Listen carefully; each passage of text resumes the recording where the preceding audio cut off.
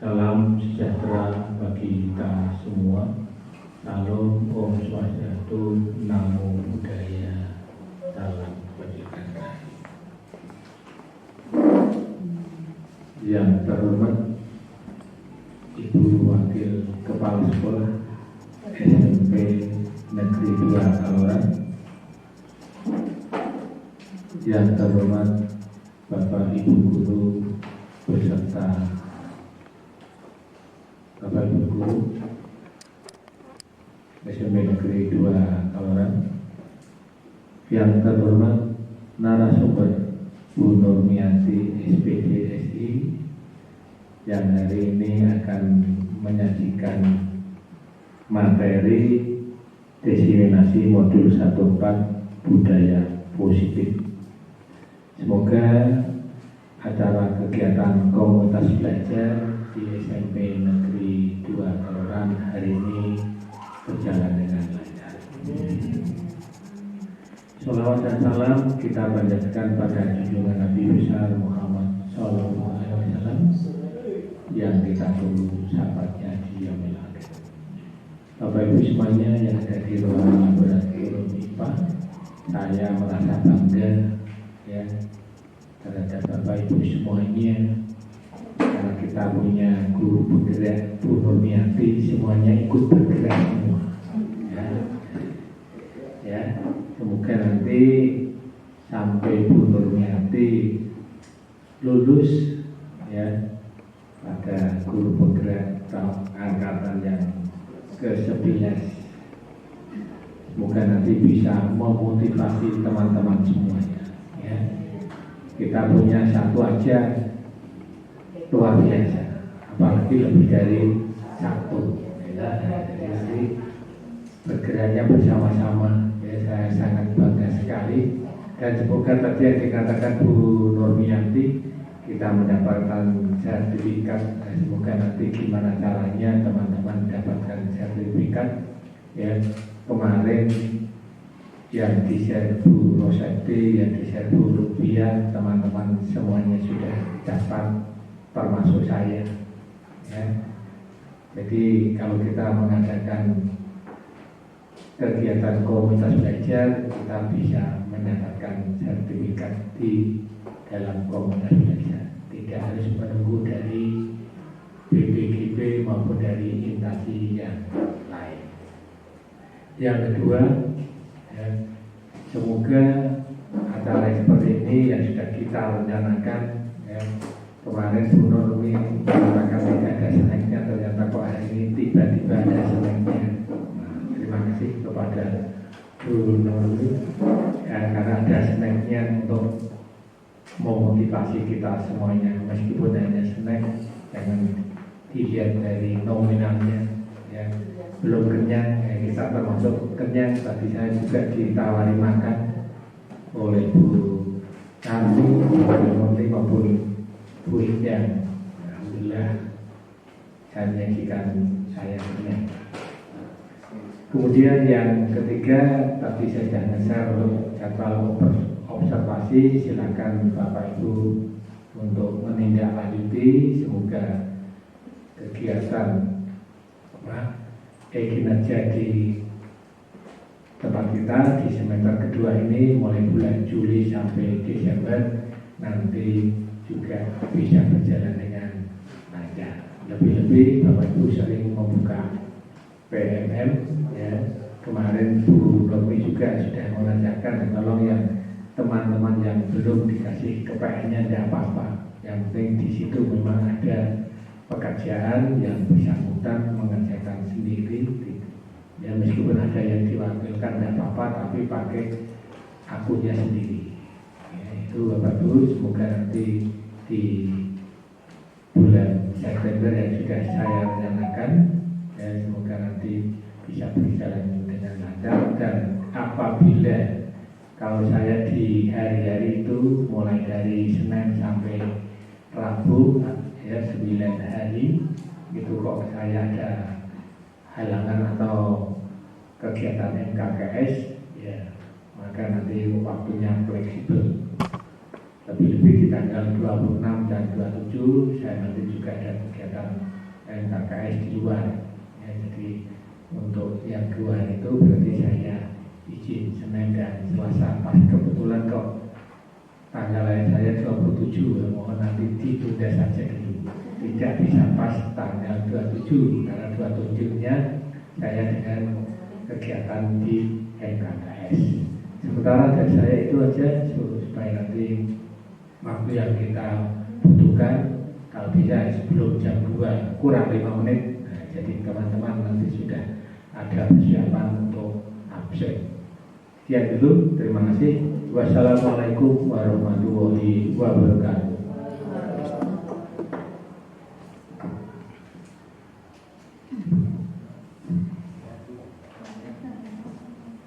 Assalamualaikum warahmatullahi wabarakatuh.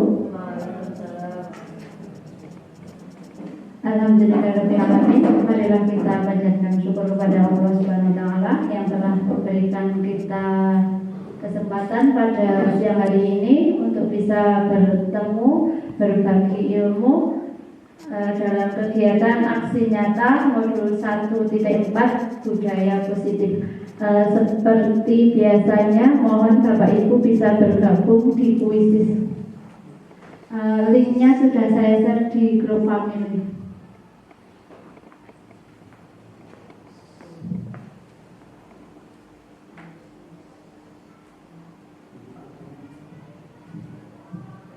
Ya, pada kesempatan siang hari ini saya mendapatkan tugas untuk mengimbaskan atau membagikan pemahaman terkait budaya positif yang dilakukan di sekolah ini. Di sini kita belajar bersama karena saya dalam hal ini terkait budaya positif juga masih sangat minim. Bapak Ibu yang lain saya yakin sudah jauh lebih memilikinya daripada saya. Saya mengingatkan dulu yang kemarin sudah kita laksanakan, yaitu terkait pengelolaan kinerja. Pengelolaan kinerja itu yang utama adalah praktik pembelajaran. Di semester kemarin kita telah sepakat untuk memilih penerapan disiplin positif sebagai fokus dari praktek pembelajaran kita. Kemudian untuk semester ini adalah keteraturan suasana kelas, dan itu sangat erat kaitannya antara disiplin positif dan keteraturan suasana kelas. Bahwa untuk mewujudkan pembelajaran yang terutama menurut Diajar Dewantara itu pembelajaran itu diwujudkan berpihak pada murid. Jadi kita melakukan proses pembelajaran itu fokus utamanya adalah murid, di mana kebutuhan murid itu harus kita penuhi sesuai dengan kodratnya masing-masing. Sebelumnya minta waktunya untuk mengisi dulu. Ya, sebagai pertanyaan pemantik, ya silakan Bapak Ibu bisa mengisi beberapa kuis pertanyaan yang sudah saya sampaikan. Yang pertama, apakah hukuman dapat mendisiplinkan anak? Ini adalah survei, jadi tidak ada benar, tidak ada salah. Jadi silakan saya minta pendapatnya saja. Ya, selanjutnya, memberi penghargaan dapat meningkatkan motivasi belajar anak secara konsisten. Ya, hampir semuanya memberikan nilai pendapat dia. Ya, sudah semua ya, 19. Ya, saya lanjutkan. Nah, seperti yang saya sampaikan tadi, bahwa untuk mewujudkan pembelajaran yang berpihak pada murid, karena tugas kita itu menurut Ki Hajar Dewantara itu pamong, menuntun anak sesuai dengan kodrat yang dimilikinya, atau juga bisa diibaratkan sebagai petani yang diberi bibit. Nah, bibit itu bermacam-macam, ada yang bibit unggul, ada yang bibit biasa saja. Nah, bagaimana seorang petani itu bisa menumbuhkan bibit yang sudah dibeli itu pada akhirnya nanti akan membuahkan hasil. Nah, bibit yang tadinya unggul bisa jadi nanti tumbuhnya atau hasilnya tidak baik, bisa jadi.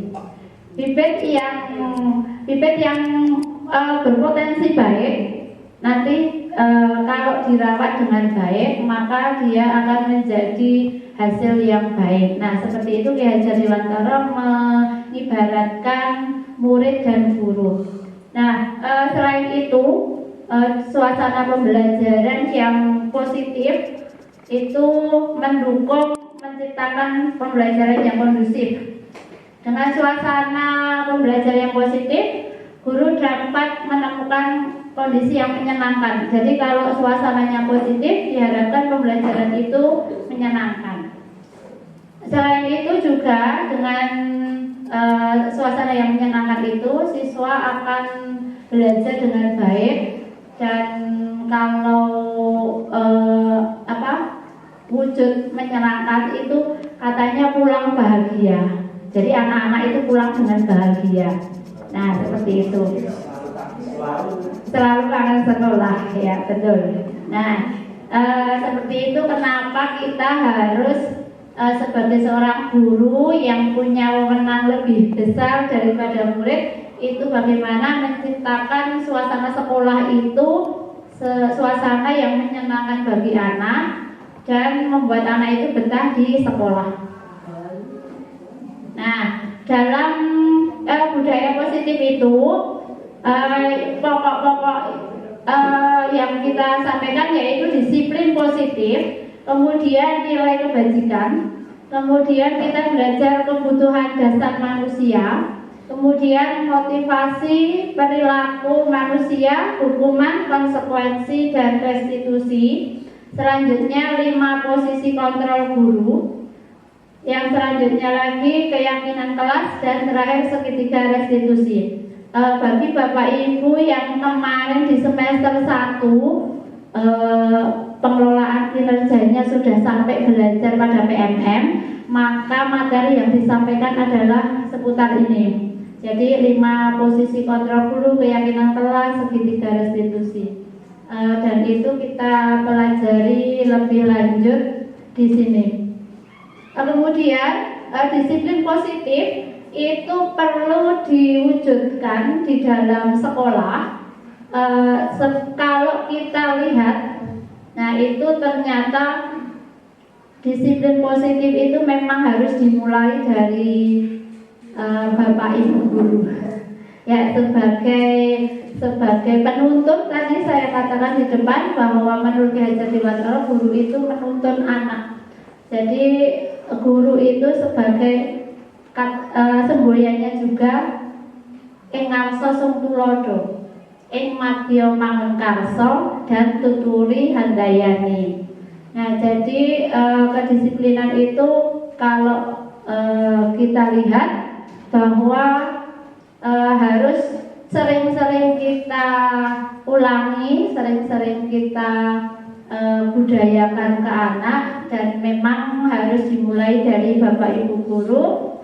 Anak-anak itu kalau menurut saya ya, ini kalau menurut saya, kalau Bapak Ibu gurunya itu apa istilahnya mau lebih dekat dengan anak, katanya ngopeni anaknya itu lebih serius, nah itu anak-anak itu bisa lebih dipegang, bisa lebih mudah diarahkan. Itu ya, kemudian namun memang bagi saya pun masih berat. Nah, budaya positif itu cuma kalau kita mulai dari kita yang ada di sini dan kita sepakat mempunyai tujuan yang sama supaya anak-anak itu lebih disiplin, disiplinnya positif. Nah, itu insya Allah nanti sedikit demi sedikit akan kita capai. Ini saya baru pertama guru penggerak, nanti setelah saya harapkan banyak lagi supaya budaya positifnya juga semakin meningkat lagi. Karena kalau saya sendiri saya agak kuat. Ya, seperti itu. Nggak ngopi, saya nggak ngopi Pak. Ya, ini ada pertanyaan lagi. Ya, silakan dijawab satu sepertinya. Mana yang termasuk dalam bentuk disiplin?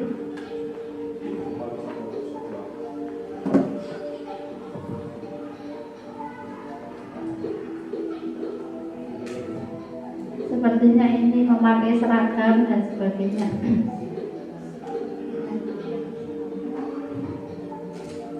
Ya, terima kasih kepada Pak Afza dan Pak Anas yang kemarin sudah mewujudkan peraturan kelas, peraturan sekolah dan sudah ditempel di kelas masing-masing untuk mengingatkan anak-anak dan Bapak Ibu guru juga terkait kedisiplinan yang harus diterapkan di sekolah kita.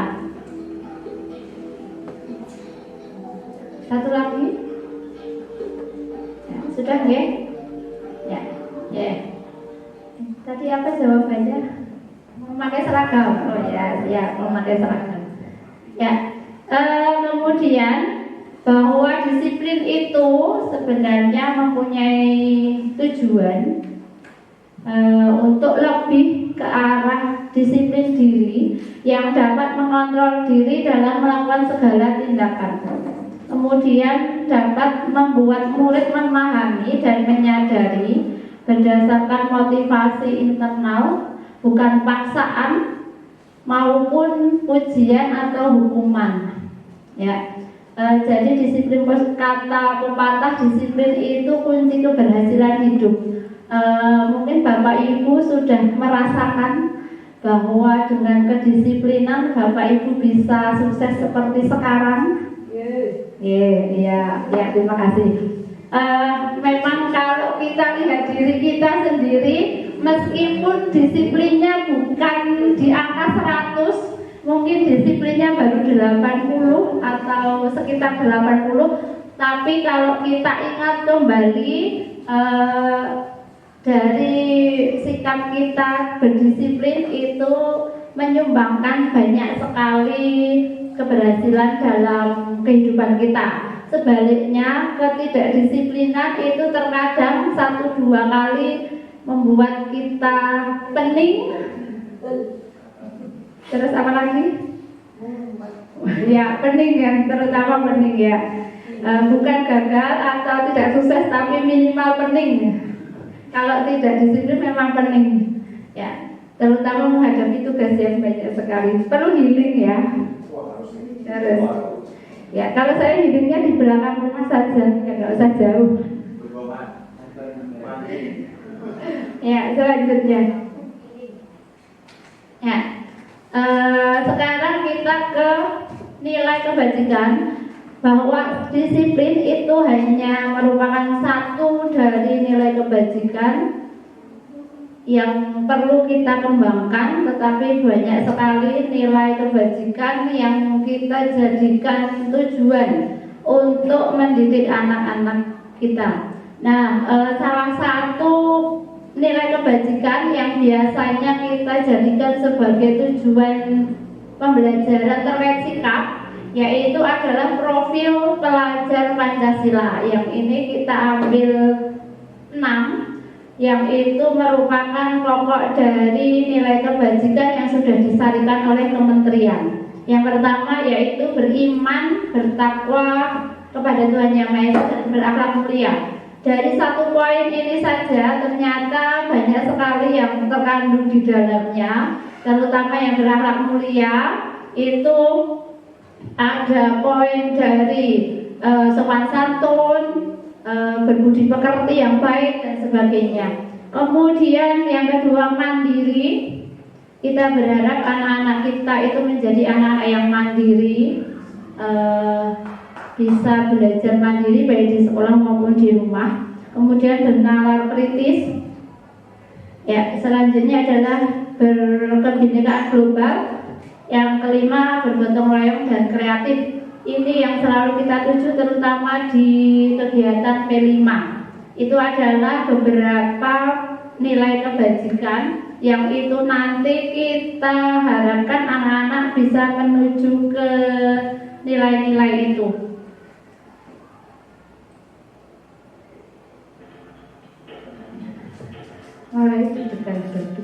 Ya, silakan.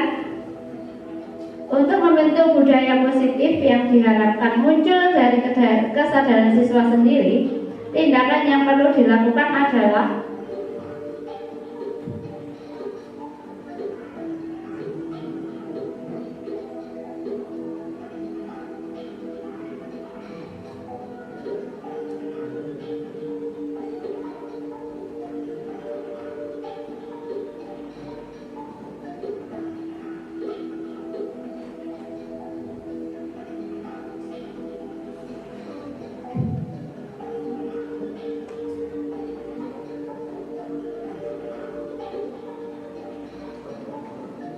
hindari memberi semangat, berikan disiplin ketat, ajarkan nilai-nilai kebajikan, berikan pujian berlebih.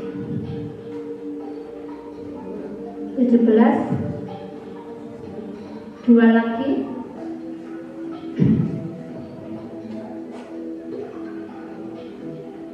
Satu lagi. Cukup? 18. Ya. Itu tadi adalah nilai-nilai kebajikan yang kita harapkan ada pada murid, dan biasanya itu sebagai acuan dalam pembuatan visi sekolah, di mana kemarin sudah saya sampaikan di grup kecil bahwa visi sekolah itu menuju nilai-nilai kebajikan yang kita percayai sebagai tujuan kita dalam belajar. Nah, bahwa dalam pembelajaran itu kita juga harus memperhatikan kebutuhan siswa, atau seperti yang tadi disampaikan bahwa untuk mewujudkan pembelajaran yang berpihak pada murid itu yang pertama kita itu harus mengerti kebutuhan siswa itu seperti apa. Kemudian apa kebutuhan dasar manusia itu, kebutuhan dasar siswa itu akan mendasari tingkah lakunya yang tercermin dalam tingkah lakunya keseharian, sehingga semua usaha terbaik yang dilakukan dalam rangka memenuhi kebutuhan dasar tersebut dengan baik. Jadi siswa itu kadang di sekolah juga menunjukkan kebutuhan dasarnya. Nah, yang kebutuhan dasar yang pertama yaitu bertahan hidup. Kemudian yang kedua adalah kasih sayang dan rasa diterima. Kemudian penguasaan. Yang selanjutnya kebebasan. Yang kelima yaitu kesenangan. Jadi anak-anak itu baik di rumah maupun di sekolah itu dia membawa kebutuhannya tersebut. Meskipun di sekolah dia tetap ingin kasih sayang, rasa diterima. Meskipun di sekolah dia tetap ingin menunjukkan kekuasaannya di kelas. Dia juga ingin tetap bebas meskipun di sekolah, tapi dia tetap ingin bebas, tidak dikekang sepenuhnya. Ya. Jadi anak-anak itu juga mempunyai kebutuhan dasar, dan setelah saya belajar ini saya menyadari bahwa ternyata kita juga harus tahu anak-anak itu masih juga pengen bebas meskipun belajar, atau belajar pun dia pengennya juga senang, bebas, tidak dikekang dan sebagainya. Nah, ini ada kasus, ada studi kasus Dinda, seorang anak kelas 3 SD. Begitu tiba di rumah dari sekolah, dia menangis dan mengadu pada ibunya bahwa dia benci pada ibu Rani, gurunya.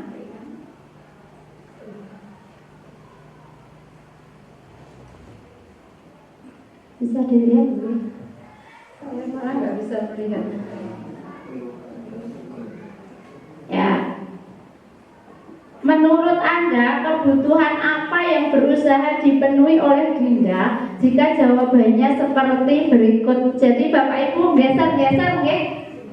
Bisa nggih geser-geser nggih? Nah, itu dari satu kasus anak menangis pulang ke rumah mengadu pada ibunya, katanya benci kepada gurunya. Itu ternyata akan berbeda kebutuhannya dilihat dari jawabannya. Kalau jawaban anak aku bosan karena pembelajarannya hanya begitu-begitu saja. Nah, kalau anak menjawab seperti itu, berarti dia butuh apa kira-kira? Ya, bukan kesenangan, kebebasan. Kalau bosan itu dia butuh bebas. Ya, jadi anak-anak kalau di kelas itu saya bosan Bu dan sebagainya, berarti dia terlalu disetir, dia terlalu diatur sama bapak, diatur sama bapak ibu, harus ini. Jadi anak-anak kadang merasa bosan. Kemudian ada anak yang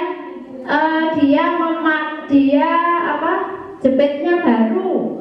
Jepit saya baru, tapi dia guru malah tidak menyapa, tidak komentari. Nah, itu anak SMP pun masih seperti itu. Jadi ketika dia punya apa, dia itu pengen dikomentari. Nah, kira-kira kalau seperti itu, dia ingin apa? Kebutuhannya apa? Kasih sayang. Nah, seperti itu. Jadi anak-anak itu juga membawa kebutuhannya tersebut di dalam kelas, dan terkadang saya sendiri juga belum bisa mengidentifikasi kebutuhan anak tersebut. Dan kalau seperti kita sendiri, kalau kita membutuhkan sesuatu, kebutuhan kita itu kalau tidak dipenuhi, nanti akan terjadi gejolak, ya, pemberontakan atau apa dan sebagainya. Ada yang masih berusaha? Kalau tidak bisa saya lanjut saja, nggih. Ya, seperti yang saya sampaikan tadi, bahwa anak-anak itu berperilaku juga tergantung dari motivasinya. Yang pertama, untuk menghindari ketidaknyamanan atau menghindari hukuman. Apa yang akan terjadi apabila saya tidak melakukannya? Jadi anak-anak itu mungkin menuruti kita, Bapak Ibu, karena yang pertama menghindari hukuman. Kemudian yang kedua, karena ingin mendapat imbalan. Untuk mendapatkan imbalan dari orang lain atau institusi, mendapat penghargaan dan sebagainya. Nah, kedua motivasi itu adalah motivasi eksternal. Jadi motivasi yang datang dari luar, bukan dari dalam diri sendiri, dan itu tidak bertahan lama. Jadi motivasinya hanya bertahan sejenak saja. Jadi kalau misalkan yang pertama, Bu Nurmi itu nggak pernah ngasih hukuman, nah gitu. Ya, anak-anak juga tidak akan berdisiplin. Misalkan siapa Pak Anas misalkan suka memberi hukuman misal sebagai BP dan sebagainya. Nah, maka disiplinnya hanya ketika ada Pak Anas dan sebagainya. Itu karena motivasinya eksternal. Sama juga ketika motivasinya itu mendapat imbalan. Kalau dapat hadiah, maka dia akan murid itu akan melaksanakan pembelajaran. Kalau tidak usah. Misalkan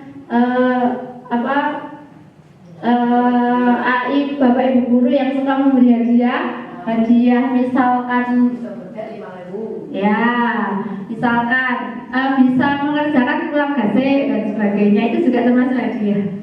Itu masih motivasi eksternal, dan itu tidak akan bertahan lama. Jadi hanya berlaku pada orang yang memberikannya saja. Ya, yang kita harapkan yaitu anak-anak itu bisa mempunyai motivasi internal yang datang dari dalam, yaitu untuk menghargai dirinya sendiri, menghargai perannya. Jadi saya sebagai murid harus seperti apa untuk supaya besok di masa yang akan datang saya menjadi seperti apa. Nah, tidak ada embel-embel yang lain. Itu yang diharapkan dari motivasi yang kita terapkan. Nah, selanjutnya motivasi yang kita harapkan seperti yang saya bilang tadi adalah motivasi internal, dan itu akan bersifat tetap dan lama, jadi tidak terpengaruh nanti pelajarannya siapa, dia tetap berdisiplin. Saya yakin anak-anak kita ada yang seperti itu. Ya, tidak semuanya karena tidak ingin dihukum, tidak semuanya karena ingin dapat ujian dan sebagainya, tapi anak-anak ada. Saya yakin ada yang punya motivasi internal. Tugas kita adalah memperbanyak anak-anak tersebut. Ya, selanjutnya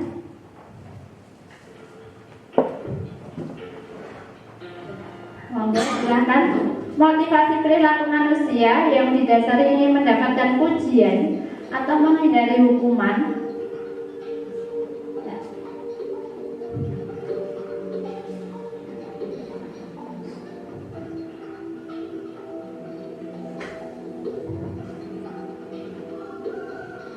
Yang itu hanya ingin mendapatkan pujian saja. Kalau tidak dipuji dia tidak melakukan. Nah, mungkin ada anak-anak yang seperti itu. Pun sama ketika kita pergi keluar rumah memakai helm karena tidak ingin dicegat Pak Polisi. Nah, seperti itu juga eksternal. Ya,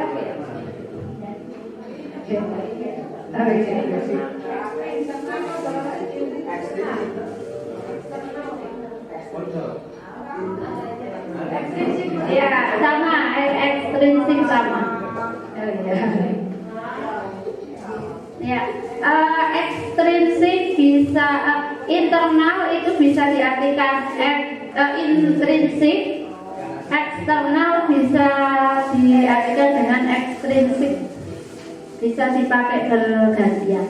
Makan nggih Pak Surya?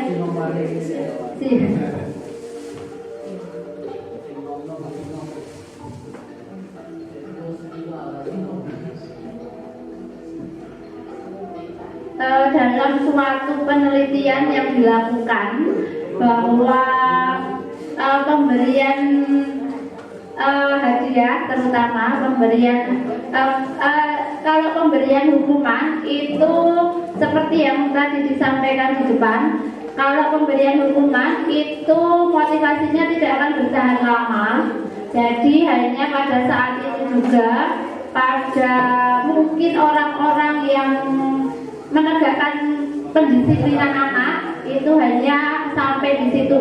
Kemudian pun juga imbalan atau penghargaan atau hadiah itu ternyata juga merupakan motivasi yang sementara. Nah, kalau tidak ada hadiah, anak-anak juga tidak termotivasi dan sebagainya. Menurut penelitian itu pemberian hadiah itu sebenarnya juga pengaruhnya tidak positif sekali. Jadi ada pengaruh negatifnya, mungkin juga mempengaruhi hubungan baik sesama murid maupun guru. Terkadang guru kalau sering memberi hadiah itu bu guru memberi hadiahnya ke itu saja dan sebagainya. Kemudian bagi anak yang tidak pernah diberi hadiah, saya kok tidak pernah diberi hadiah dan sebagainya. Nah, itu ternyata hadiah pun pengaruhnya ada negatifnya. Bisa dilanjut? Ya. Nah, kita akan membedakan yang namanya hukuman, konsekuensi, dan restitusi. Jadi kita menghadapi ketidakdisiplinan anak itu bisa melalui 3 hal ini. Yang pertama hukuman, kemudian konsekuensi, yang ketiga restitusi. hukuman itu sifatnya tiba-tiba. Jadi ketemu anak yang tidak disiplin, itu tidak ada angin, tidak ada hujan, langsung apa yang dipikirkan Bapak Ibu guru langsung keluar. Nah, itu namanya hukuman. Murid tidak tahu apa yang akan terjadi dan tidak dilibatkan. Jadi dia menerima saja hukuman dari orang lain. Kemudian bersifat satu arah. Jadi hukuman itu diberikan oleh seseorang kepada orang lain. Nah, berupa bisa fisik, bisa psikis. Jadi tidak hanya fisik saja, tapi psikis pun juga termasuk hukuman. Mengata-katai, membuli dan sebagainya, itu kalau berasal dari satu pihak itu namanya hukuman. Nah, sedangkan konsekuensi itu sudah disepakati sebelumnya. Jadi misalkan di kelas sudah disepakati kalau tidak mengerjakan tugas, kalian membersihkan lingkungan sekitar. Nah, itu sebelumnya sudah ada kesepakatan. Itu yang dinamakan konsekuensi. Dalam menerima konsekuensi ini, murid juga merasa tidak nyaman. Meski ini hampir mendekati dengan hukuman, tapi kalau hukuman dia tidak tahu tiba-tiba. Nah, kalau konsekuensi dia sudah tahu sebelumnya. Kalau saya melakukan ini, maka saya akan menerima konsekuensi seperti ini.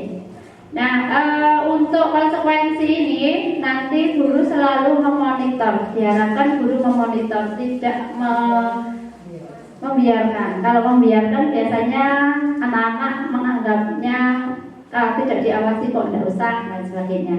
Nah, itu adalah konsekuensi.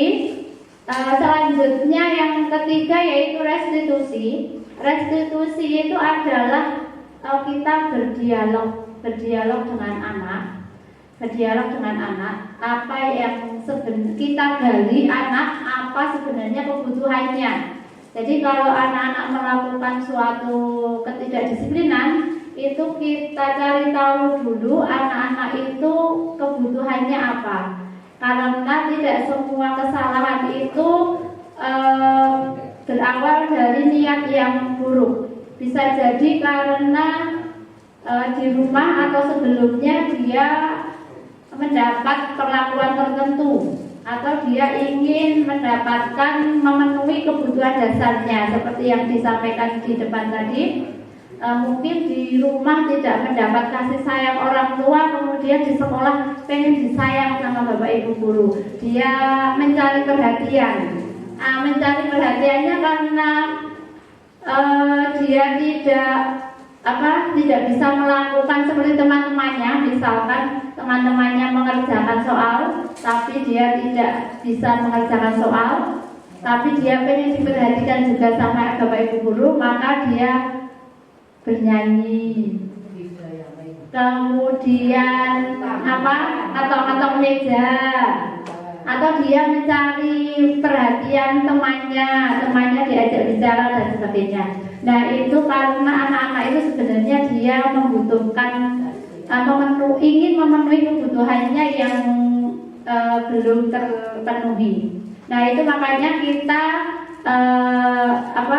kita ajak anak itu berdialog apa kebutuhannya, kemudian menjembatani anak untuk menjembatani anak untuk melakukan hal yang seharusnya atau hal yang baik untuk mencapai tujuannya tersebut, bukan dengan hal yang mengganggu temannya. Kemudian dari situ juga anak-anak itu tidak langsung dijustis salah. Jadi anak-anak tidak kamu salah dan sebagainya, itu bukan. Tapi kita gali, jadi motivasinya apa, dia menyadari kesalahannya, kemudian kita ajak berdiskusi untuk mencari penyelesaiannya.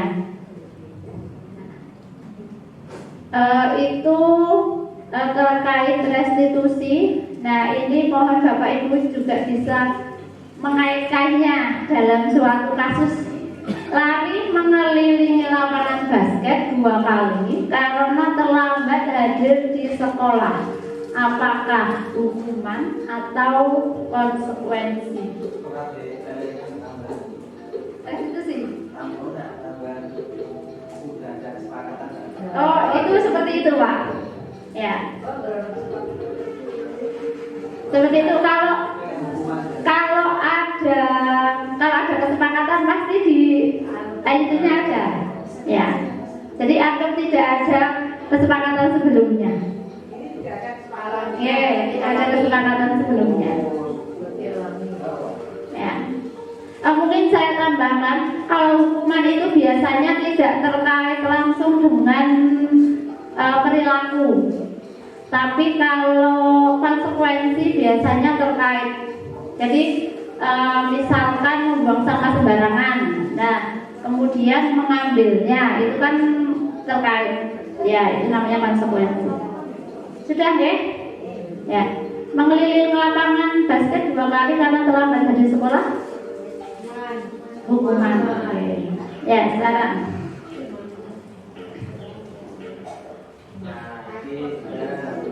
Membersihkan coretan yang dibuatnya di meja tulis. Ya, betul. Ya, yang terkait.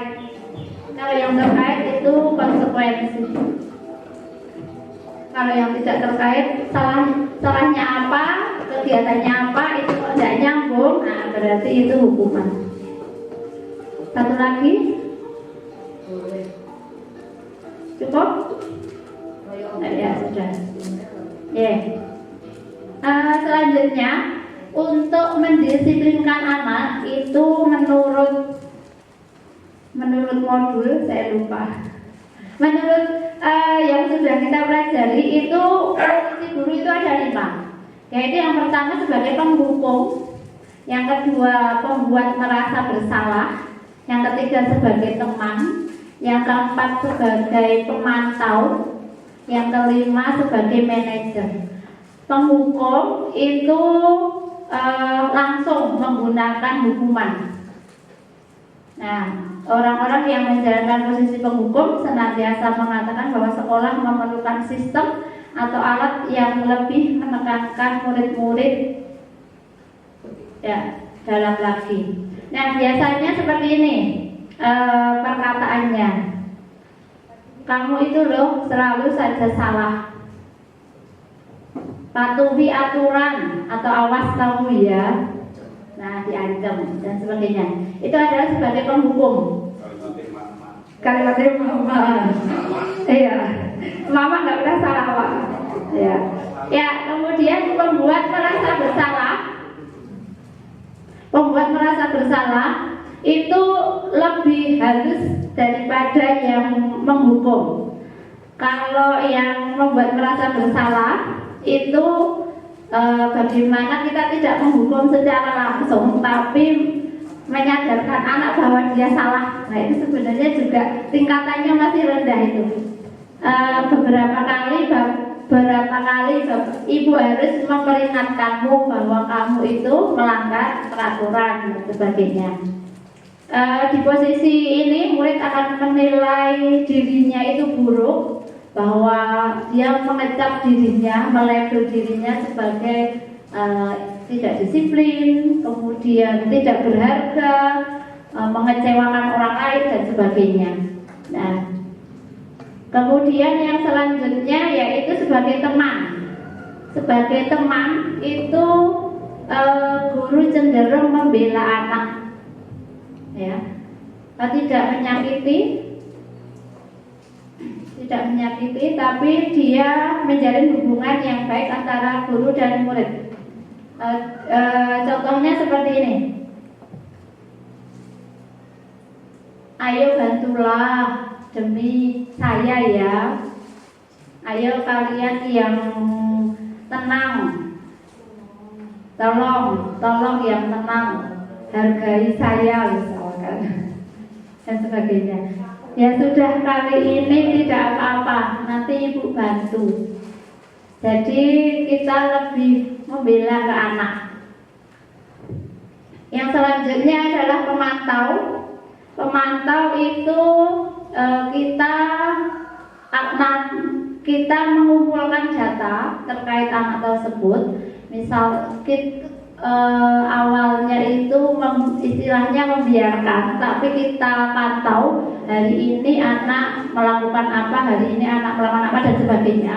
Dan itu nanti pada waktunya itu sebagai dasar untuk memberikan konsekuensi atau tindakan selanjutnya bagi anak tersebut. Ya, selanjutnya yaitu manajer. Sebagai manajer ini adalah harapannya Bapak Ibu guru itu sebagai manajer. Jadi seperti yang saya sampaikan di depan tadi, bahwa sebagai manajer itu kita mengajak anak untuk menyelesaikan permasalahannya dalam disiplin diri. Jadi tidak langsung menjustis dan sebagainya, tapi kita mengajak berdialog anak supaya anak itu menyadari kesalahannya sendiri, tetapi tidak menciutkannya hatinya, tidak menciutkan nyalinya, bahwa kesalahan itu adalah hal yang biasa. Semua orang juga pernah melakukan kesalahan, tapi bagaimana kita ke depan selanjutnya untuk tidak melakukan kesalahan tersebut. Nah, ya, apa yang harus dilakukan selanjutnya supaya kesalahannya itu tidak berulang, atau permasalahannya bisa diselesaikan, atau kebutuhannya tadi bisa dipenuhi dengan hal-hal yang positif. Ya.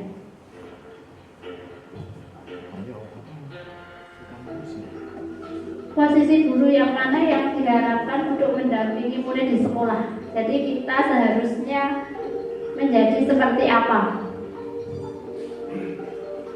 Ya, kita sama-sama belajar untuk mencapai posisi yang terbaik.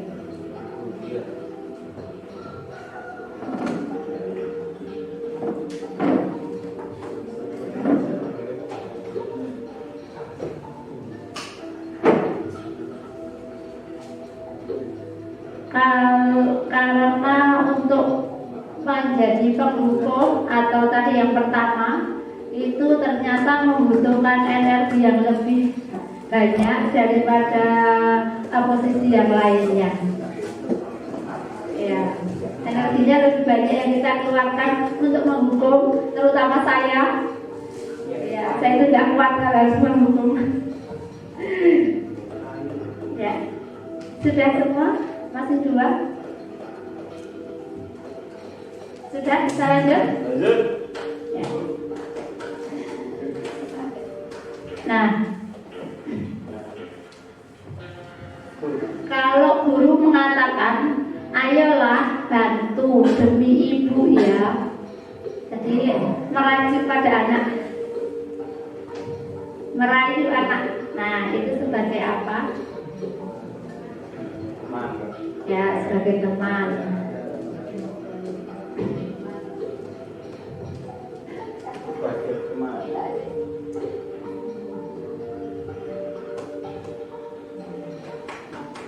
Dua atau tiga lagi? Bisa lanjut? Bisa. Masih 15, bisa lanjut? Bisa. Oke. Ya, selanjutnya kamu selalu saja melakukan kesalahan.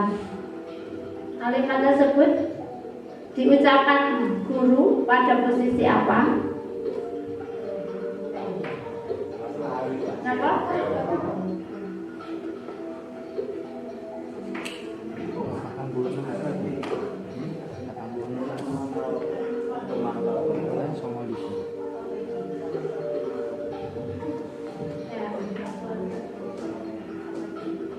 Sudah? Lanjut. 3 kok. soalnya tidak. Gimana coba kalau orang tuamu tahu kamu berbuat seperti itu? Bersalah. Ya, merasa bersalah.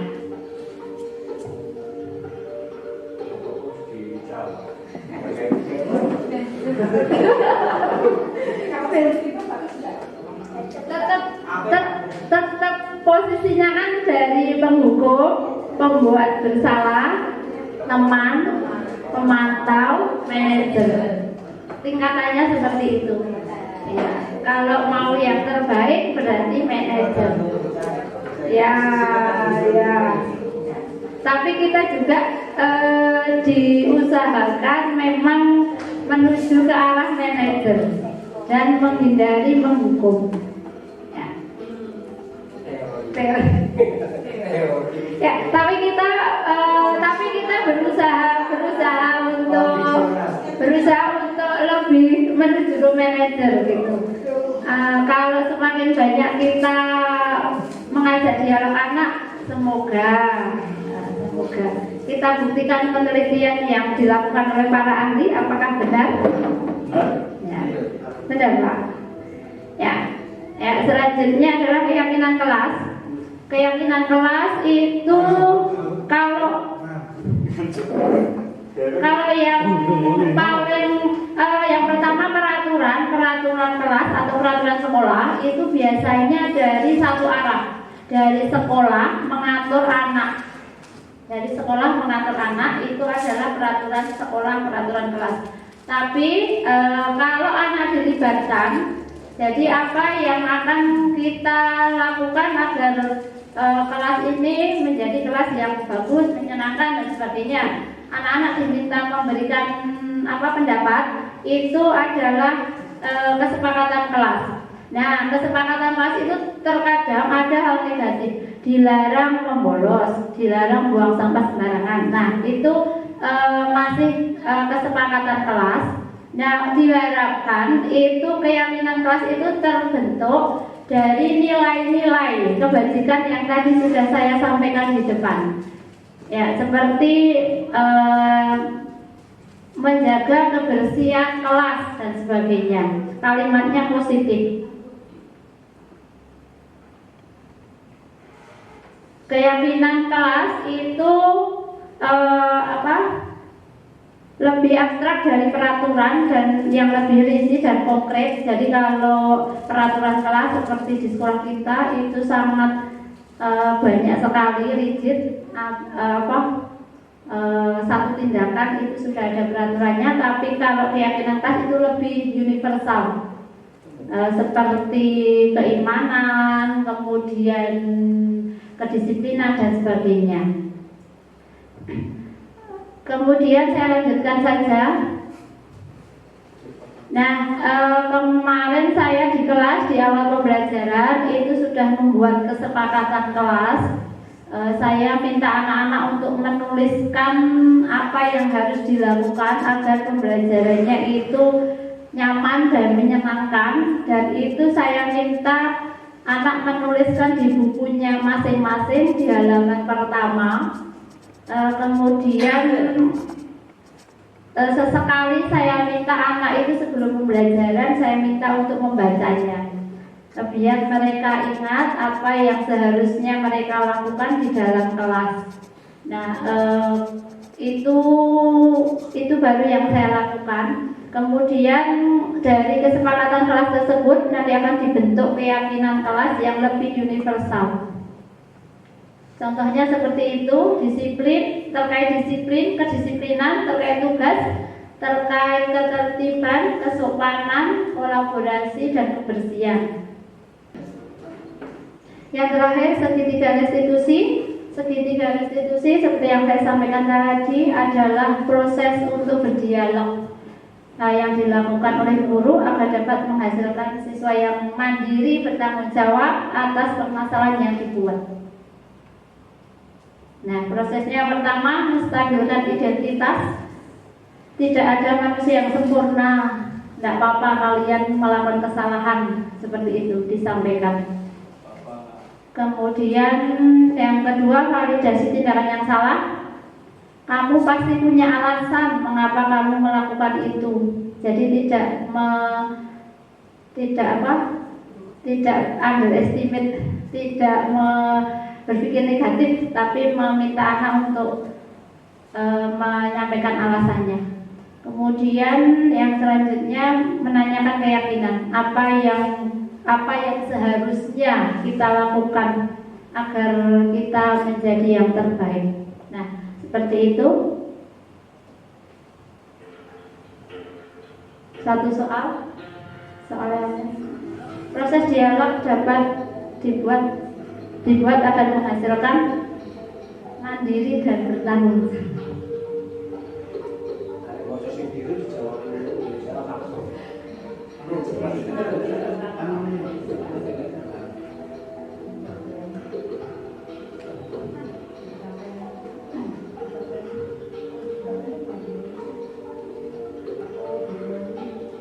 Setelah ini ada 4 pertanyaan yang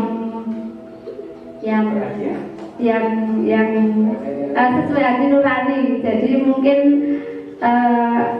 ya nanti bisa cepat lah. Sudah? Ya.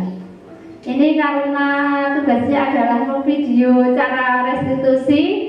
Nah, saya memanggil putranya Bu Rini dua-duanya karena saya ngajarnya di 8D, maka saya memanggil Samsul dan Rizky.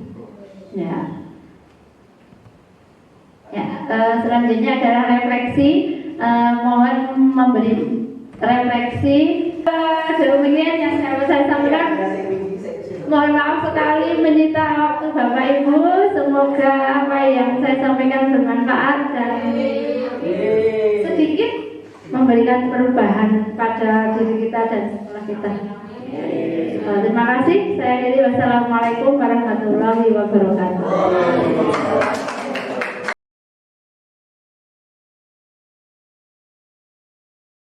Assalamualaikum warahmatullahi wabarakatuh.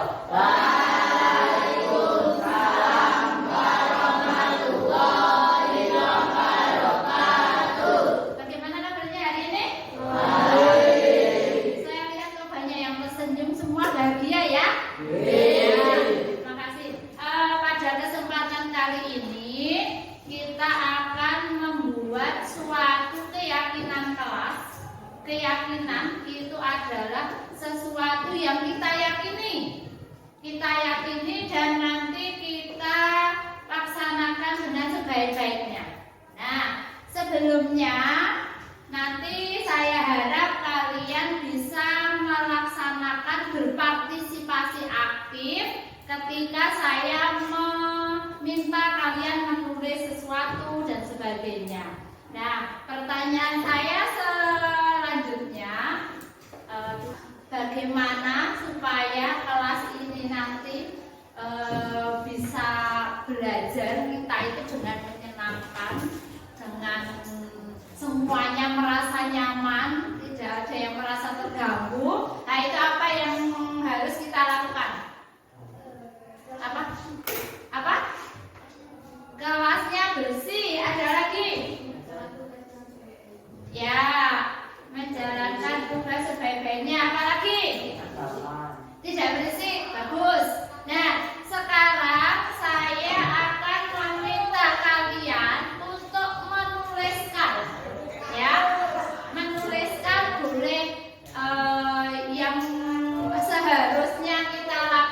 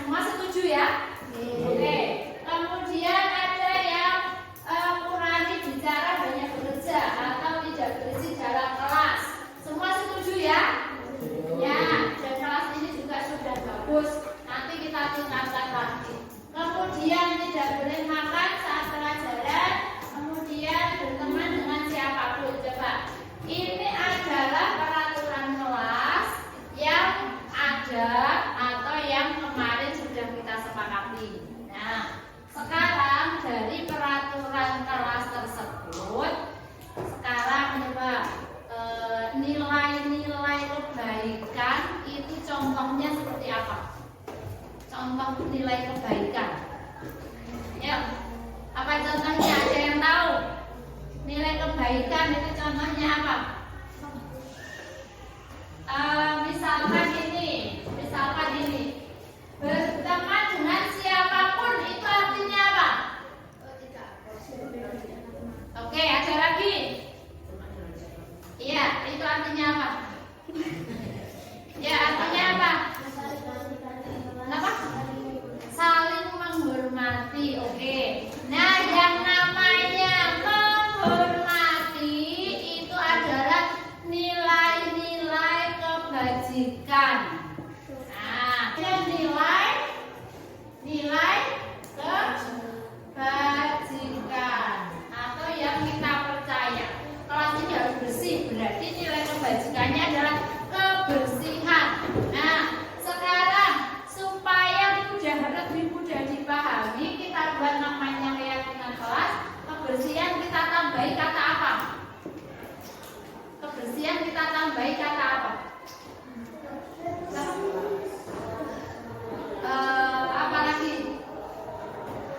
Apalagi sebelum kebersihan kita tambahi kata apa? Oke, menjaga kebersihan. Saya minta tolong dituliskan agak besar. Menjaga kebersihan. Ya, saya minta tolong dituliskan. Cukup enggak ini? Coba ya. Satu saja, menjaga kebersihan. Minta waktunya sebentar ya, biar temannya menuliskan dulu. Ya, sebentar ya. Ya, yang sudah selesai harus ditempel di sebelah sana. Yang ada tulisannya keyakinan kelas. Ya, silakan. Ya, silakan. Ya, 1, 2, 3, 4. Yang ada atas ya. Ya, silakan.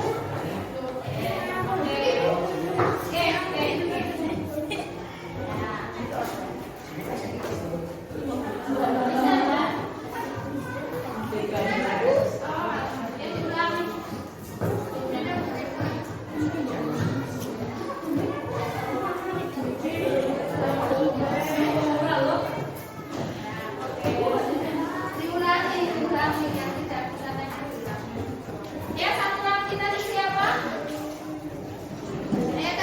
Tadi siapa? Satu lagi.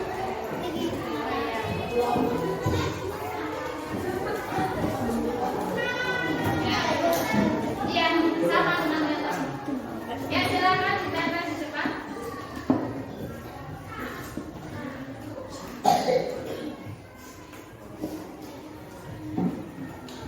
Ya. Ya. Ya. Bawah. Oke. Ya. Pastikan nempel ya, nempel diulangi lagi.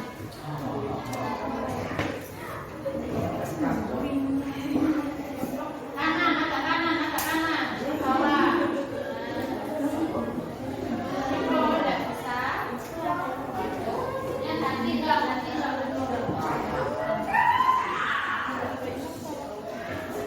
Nah, keliru kok.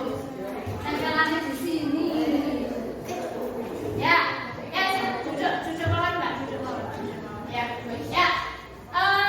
Demikian tadi adalah keyakinan kelas yang sudah kita buat bersama. Nah, mohon selalu diingat sudah. Ya, oke. Ya, silakan duduk. Demikian